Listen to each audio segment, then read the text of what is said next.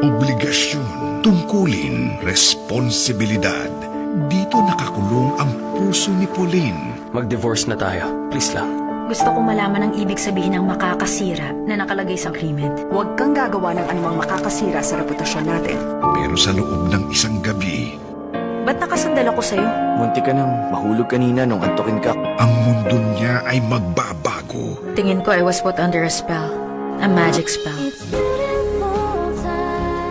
Paano kung ang pag-ibig na magpapalaya sa kanya ang siyang sisira sa kanya? Naiilang ka ba dahil boss mo ako? Anong klaseng kalokohan to? Paano mo nagawang ma-involve sa isang skandal? Lalo pat mas bata yung lalaki.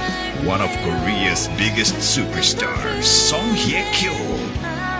Gusto kong lumayo pero gusto ko pa siyang makilala. Encounter. Ngayong August 5 na.